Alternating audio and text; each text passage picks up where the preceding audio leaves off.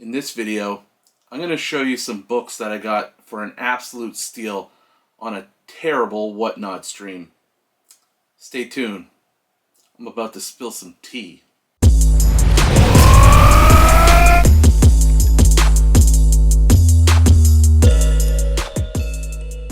What's going on, comic friends? It's Ryan the Colossus Collector, and thank you once again for stopping by my channel. So, as I said in the intro, I recently picked up a bunch of books at quite a steal on a Whatnot live stream sale. I just happened to pop in one night, and I was on this stream that will remain anonymous. I try to be positive, and I'm not going to be complaining or lamenting too much in this video. I just wanted to share my experience with you. Maybe it'll hopefully deter anyone out there watching from acting like this in a live sale setting, whether that be on Whatnot or IG or YouTube. And let me know if I'm out of line. Maybe this particular person's tactics were, justified as a seller, justified with the way things were going. I don't know.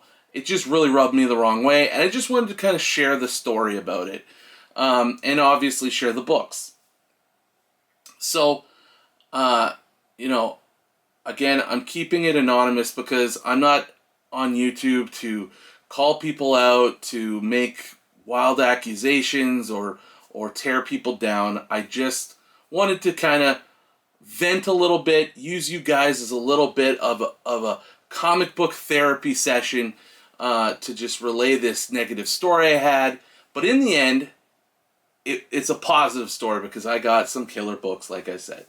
So, like I said, I was on this live sale on Whatnot, and I'll also caveat that this was a sale from a seller I've never mentioned on this site or on my page, on my channel. Every person I shout out on my channel has treated me absolutely well and has been positive experiences. So don't start trying to connect the dots to see what sellers I buy from. It was kind of a newer seller to me.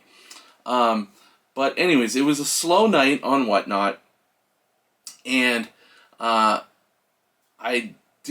wasn't on right at the beginning, but I got in there, and this particular seller was kind of lamenting how slow it was, and was putting up these books. And I will say I bought like probably 15 books, maybe a little less, I don't know, but between like 12 and 15 books. Some of them were modern books that I actually just showed in my recent top 10 modern books video that I just put up a few days ago or earlier this week. And then some were just some smaller things that I picked up that I won't show on the channel today. But a number of the books I picked up were like pretty decent keys and pretty somewhat big books. So anyways, this seller is selling books. I'm buying a couple books, and this particular person hosting this show was swearing, was telling the customers that we didn't deserve to be getting these books, that we somehow weren't, like, we owed this person our money, our hard-earned money that we work for, that we earn for ourselves, and that somehow we weren't up to his standards of how much we were paying for our books. And I mean, like, I just didn't understand the words and the way he was talking to his customers. Like, we're here in your show on our time, on our dime, supporting you in a sense, and yeah, we're getting some steals, we're getting some good deals, but that's what comic book buyers want. They want good deals. They want to get books at lower prices. That's one of the beautiful things about Whatnot, is if you know what you're looking for and you you have some control of how much you're going to spend yourself, you can get really good deals if you know how to look for the right sales, come in at the right times. That's the one of the beautiful things about Whatnot. And I mean, sellers lose on books, sellers make a ton on books. I guarantee you this seller has made tons and tons of money on books that have been sold for way more than what they're worth by overeager or unexperienced buyers or buyers who just don't care. But on this particular night, it was a little slow. It's also down economy. People don't have as much money right now. Like, who knows all the factors that go into this? But this guy was like swearing at us and like just kind of berating. And I mean, it wasn't like in a seriously like angry, awful way. I would have left if it was that way, but it just really rubbed me the wrong way. I thought it was terrible, terribly run, unprofessional. But I stayed there because I was getting good deals, and to be honest, the way he was acting made me want to get even better deals. And what was kind of funny about it was you'd think this seller would pack it up and end the sale, but no, this seller, who I wasn't the actual owner of the channel on Whatnot. I think this person worked for the seller, but was talking to the boss, and like all of a sudden he says, "You know what? I'm not. This isn't going to be a losing night. I don't care about what's happening.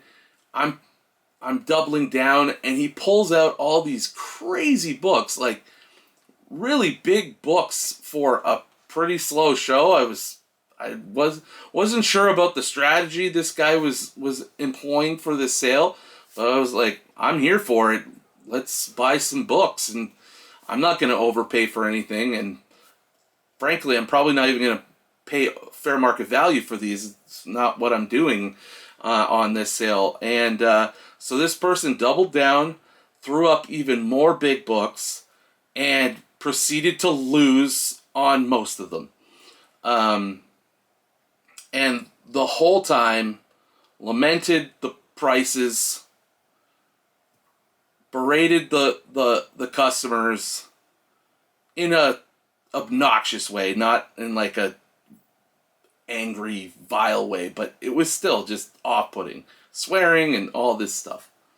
So at the end of the day, thought it was a terrible, terrible live sale.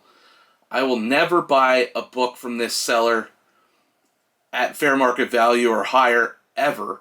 If I ever buy from this seller again, which wouldn't be often because I don't want to be in a sale run by someone who talks like that, who treats the customers like that.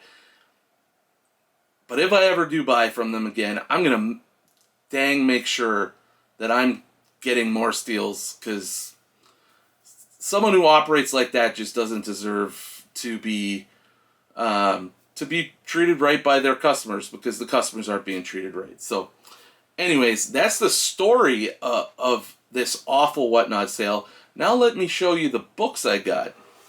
So I'm going to just show you six kind of higher quality books, or better books, that I liked from the sale that I thought I got a really good steal on. So first up is actually a reprint book, so you might not think it's like a big deal. It's Amazing Adventures, featuring the X-Men #1, and it's a reprint of X-Men #1. Obviously reprints are reprints, but X-Men 1 reprint could, and this is from the Bronze Age. It's not a dollar bin book by any stretch of the imagination, and I got it for real cheap. It's a cool book. It can kind of be a little placeholder until I get my X-Men one day. But for the price it came in, I'd grab up these Silver Age reprints from the Bronze Age all day long. Okay, so next up I got Avengers 59, and this is kind of a, it's maybe a 4.0, maybe it could get a 5, I don't know. It's it's kind of high, low grade, mid grade copy. But it's Avengers 59, and it's the first Yellow Jacket, first Hank Pym as Yellow Jacket. So kind of a mid-key, light or minor key from the Avengers in the Silver Age. Cool book to have. I grab Silver Age keys when I can, when the price is right. Price was right. Yeah, just a cool Silver Age key that I took the opportunity to grab. I love Silver Age books, and as long as they present pretty well and their keys, and even when they're not keys, I mean, Silver Age, if the price is right, I try to grab it, because books from that age will only get more rare in the future, and I think they're just awesome to have. Piece of history. But if it's a key, even better.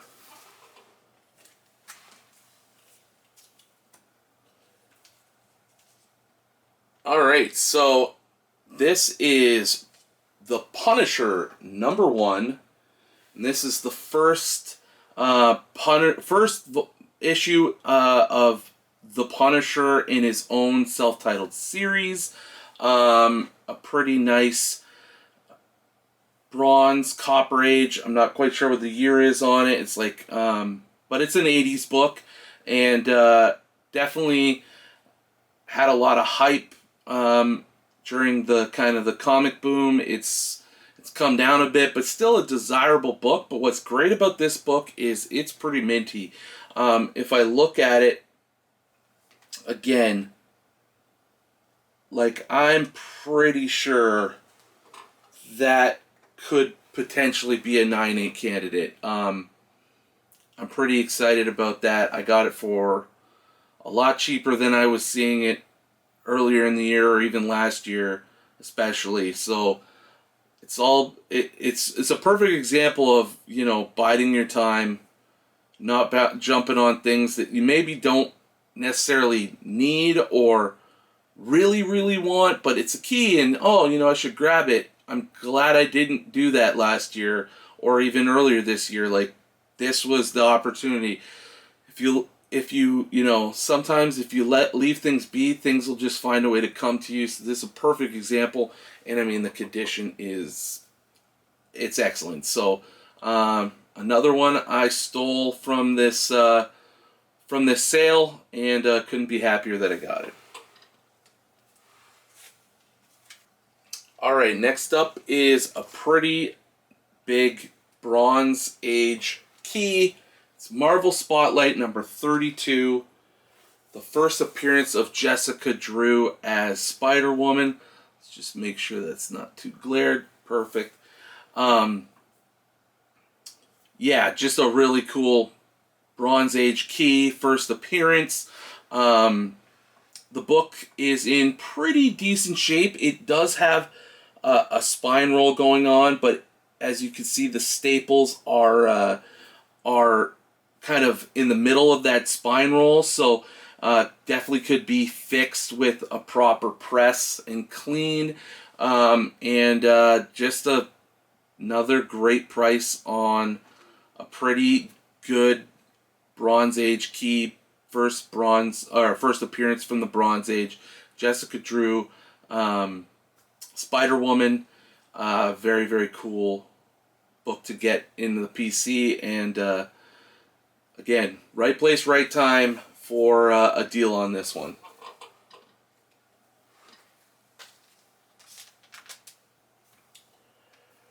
Alright, so this next one is not a particularly, it's not a key, but it is an old book. It is a Silver Age Tales to Astonish #60.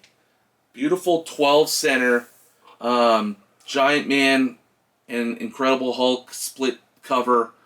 I mean, this is in really good shape too for this age. It's got a little bit of chipping, just a little wear on the top, but as far as that kind of defect goes on these old books, This is pretty clean for the most part.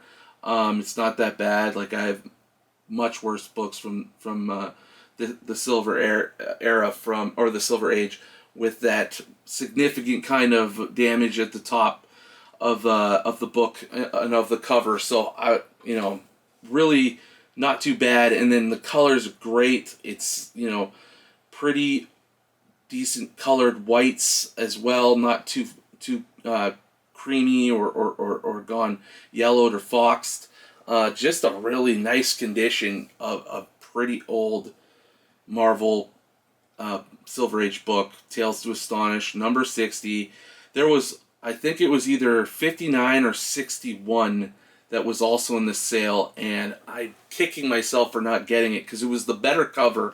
It's where Hulk is fighting Giant Man on the cover, and oh man, it was so nice.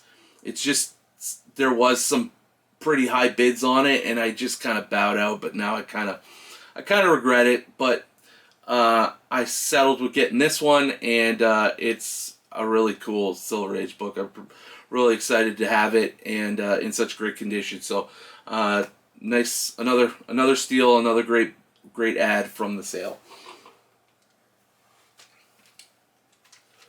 All right, and finally,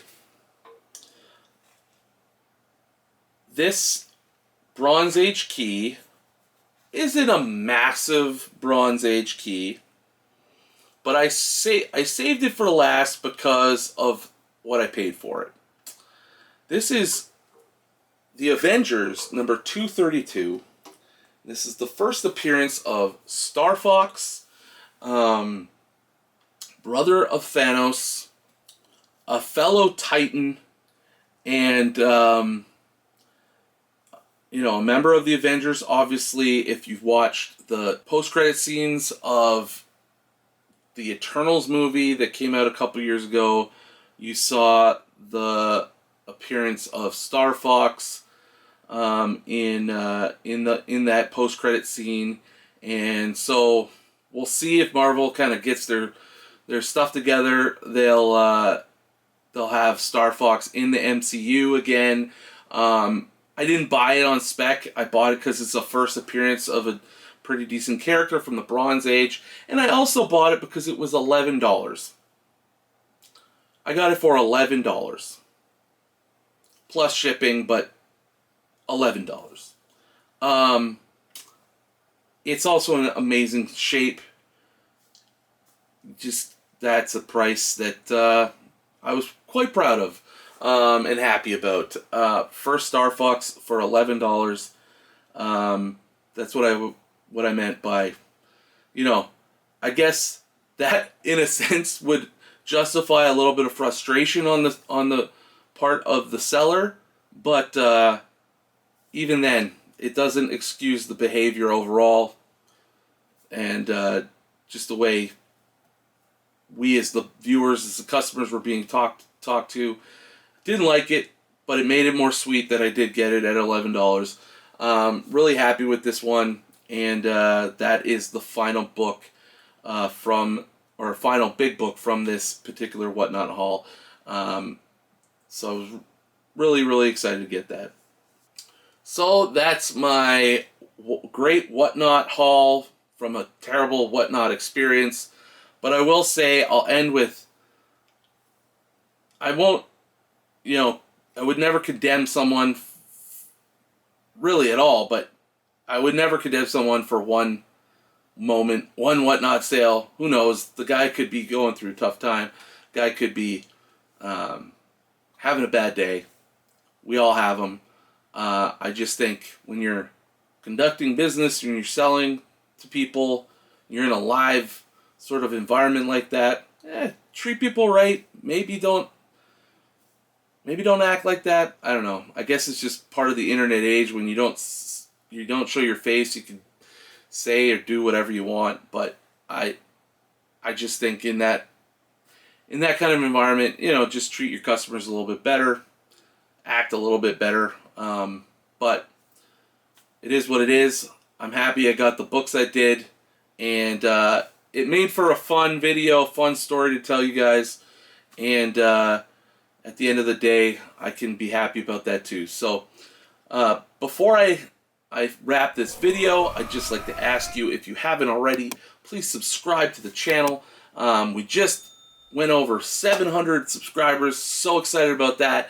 Thank you so much for everybody who's subscribed, everybody who's commenting on the videos. Got a great group of people who are commenting on every video. Lots of great people out in the comic YouTube community. Thank you for your interaction, of course, for subscribing, and I urge you, if you haven't, like I said, to please subscribe. Please support the channel, because I'm doing a big 1,000 subscriber giveaway. That's right. It's a huge package, in my opinion. Books that I'm sure most of you, if not everyone, would love to get, and a few other goodies in there too. So make sure you subscribe to the channel to be eligible for that, and comment on the videos so that you're eligible for it. And if you liked this video, maybe you'll like one of my recent top 10 videos, my top 10 modern comic video that I just released. And why don't you check out this recent haul of books I got as well. And until the next video, keep collecting.